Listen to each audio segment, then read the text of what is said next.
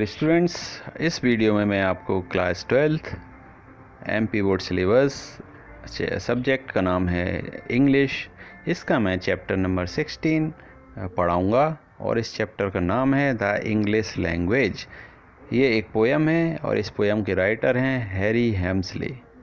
इस पोयम की मैं आज समरी बताऊंगा और आपको complete lesson, complete poem Hindi में समझाऊंगा। तो चलिए हम स्टार्ट करते हैं इस लेसन को, पोयम को।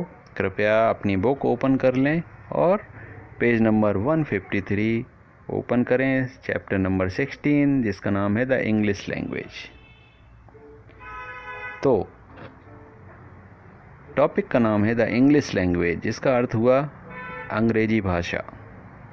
उस टाइटल के नीचे एक बॉक्स है जिसमें लिखा हुआ है 2 सेंटेंसेस लिखे हैं, 2 वाक्य लिखे हैं।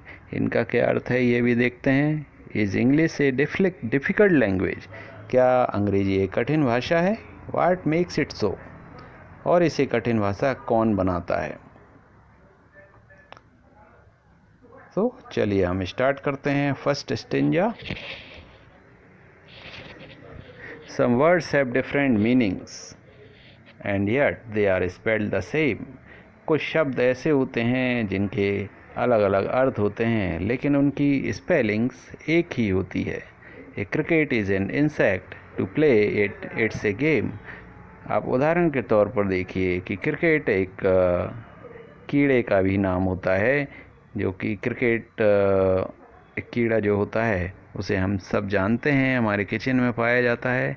झींगुर को हम अंग्रेजी में क्रिकेट बोलते हैं। तो वहीं क्रिकेट एक खेल भी होता है जिसे हम सब खेलते हैं। On every hand in every land it's thoroughly agreed the English language to explain is very hard indeed. हर कोई हर स्थान पर यह स्वीकार करता है कि अंग्रेजी भाषा को समझाना या व्याख्या करना बहुत ही कठिन होता है। सेकंड स्टेंजा है, some people say that you are a deer, या dear is far from cheap. कुछ लोग कहते हैं कि तुम बहुत प्रिय हो। DEAR, डियर का अर्थ है प्रिय, या dear is far from cheap. वहीं एक और डियर का अर्थ जो होता है उसका अर्थ होता है महंगा, जो कि सस्ते से बहुत दूर होता है। नेक्स्ट पेज पर चलते हैं।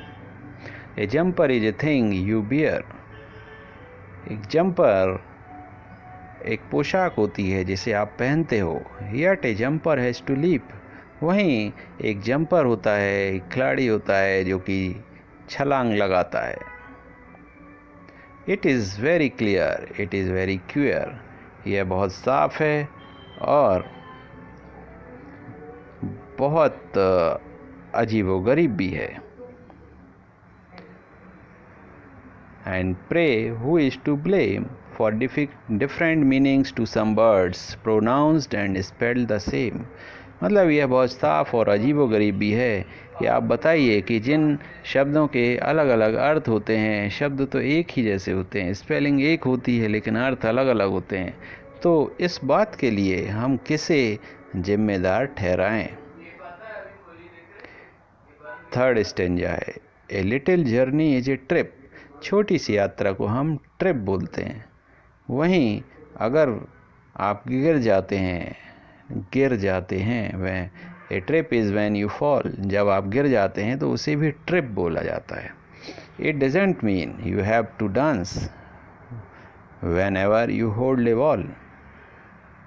जब आप किसी वॉल को पकड़ते हैं तो इसका ये कतई मतलब नहीं होता कि आपको डांस करना है, जो कि हैरानी में डालता है।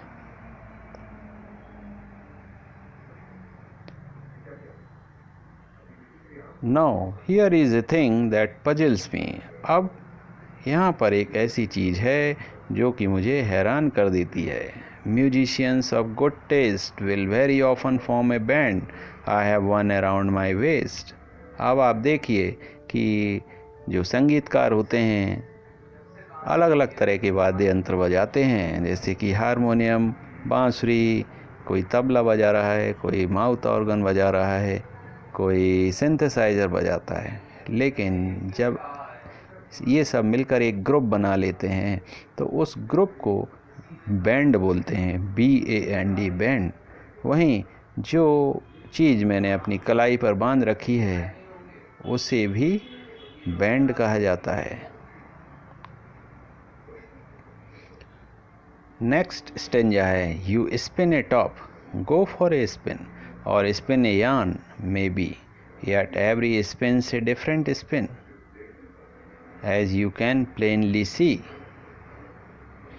तो अब आप देखिए कि एक जो लट्टू होता है भौरा लकड़ी का, जिसे हम रस्सी के सहारे बांधते हैं और फेंकते हैं तो वो घूमने लगता है, उसके घूमने को हम स्पिन कहते हैं। वहीं अगर हम खुद गोल गोल घूमते हैं तो उसे भी स्पिन कहते हैं। और वहीं जो धागा काटने वाली जो मशीन होती है उसे भी हम स्पिन कहते हैं। जहाँ धागा बनाया जाता है जिस मशीन से, उस मशीन को भी स्पिन कहा जाता है। तो इसका मतलब ये हुआ कि अलग अलग स्पिन तो एक ही वर्ड है लेकिन उसके अर्थ बहुत अलग अलग होते हैं।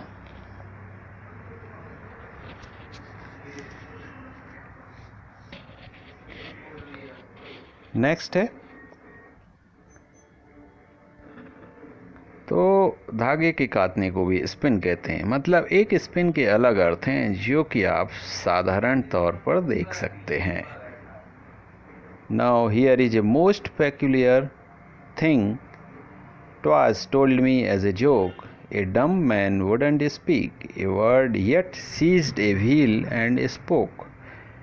हाँ, अब सबसे जो विचित्र बात मुझे ये लगी कि लोगों ने मुझे जैसे मजाक के तौर पर बताया कि एक गूंगा व्यक्ति बोल नहीं सकता है,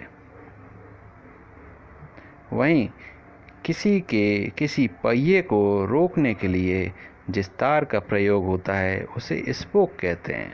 तो ये कितनी विरोधाभासी बात हो गई, विचित्र सी बात है कि एक गूंगा व्यक्ति जो बोल नहीं सकता है उसे क्या बोला जा सकता है, बोलते हैं स्पोक।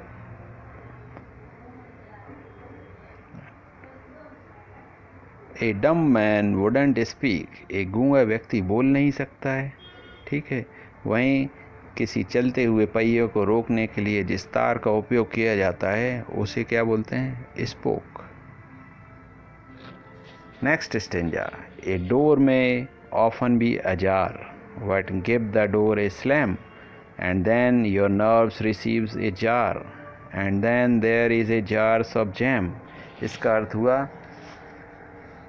कि अध खुले जो दरवाज़ा आधा खुला हुआ रहता है उसे क्या बोलते हैं, अजार, AJAR, अजार। और यदि आप दरवाजे को ज़ोर से लगाते हो तो टकराने की आवाज़ से जो व्यक्ति के इंसान के नर्व्स में, इंसान के मन में जो कंपन सा महसूस होता है उसे भी अजार कहा जाता है। और and then there is a jars of jam, मतलब और वहीं आप एक और चीज़ देखिए कि मुरब्बा या अचार रखने के लिए जिस कांच का बर्तन या बरनी का उपयोग होता है उसे भी हम जार कहते हैं। You have heard, of course, of traffic jams, and jams you give your thumbs and adders too. One is a snake, the other adds up sums. So you have heard, of course, of traffic jams and jams you give your thumbs।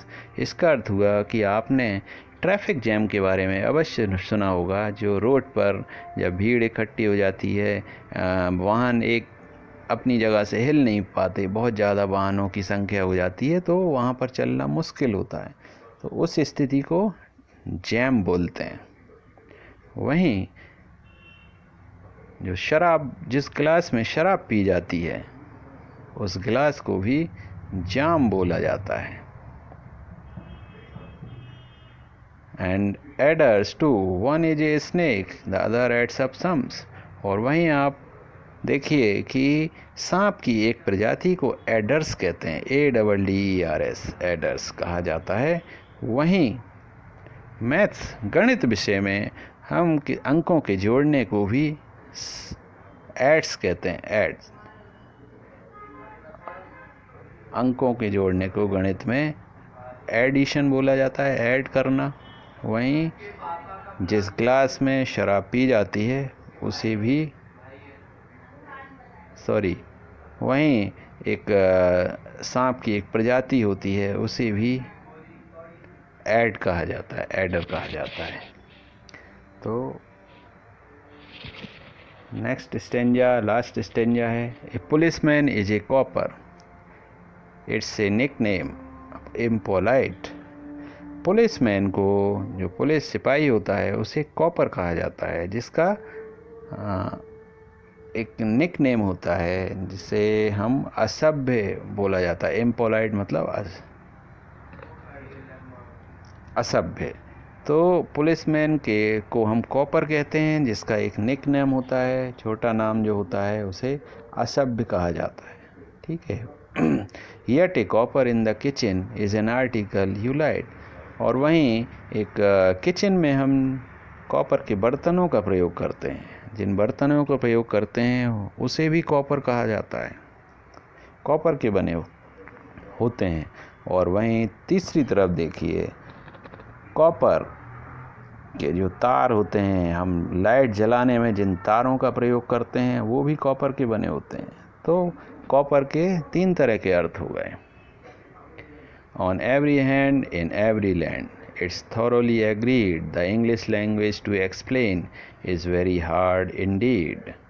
तो हर कोई हर स्थान पर यह स्वीकार करता है, यह स्वीकारा जाता है कि अंग्रेजी भाषा को समझाना या व्याख्या करना बहुत ही कठिन होता है। तो ये देखिए, इसमें लास्ट स्टेंजा के नीचे इसके जो लेखक हैं, कवि हैं, उनका नाम लिखा है हैरी हेम्सले। और लास्ट में दिया हुआ है अबाउट द पोएम, ये बॉक्स बना हुआ है पोएम के बारे में। तो बॉक्स में क्या लिखा हुआ है उसे भी समझ लेते हैं। The poem describes the nonsense of English language in a light hearted way. इस पोएम में नॉनसेंस का अर्थ होता है बारीकी। तो अंग्रेजी भाषा की जो बारीकियां हैं, उसे इस पोएम में बहुत ही लाइट हार्टेड वे, मतलब हल्के रोचक तरीके में बताया गया है। Specially about the words which have different meanings but the same spelling. ख़ास तौर पर उन शब्दों के बारे में बताया गया है जिनकी स्पेलिंग तो एक ही होती है, लेकिन इनके अर्थ अलग अलग होते हैं। तो स्टूडेंट्स, ये poem lesson number 16 the English language, मैंने समरी आपको समझा दी है। आप इसको वीडियो को बार बार देखें ताकि ये समरी आपको अच्छे से अर्थ समझ में आ जाए।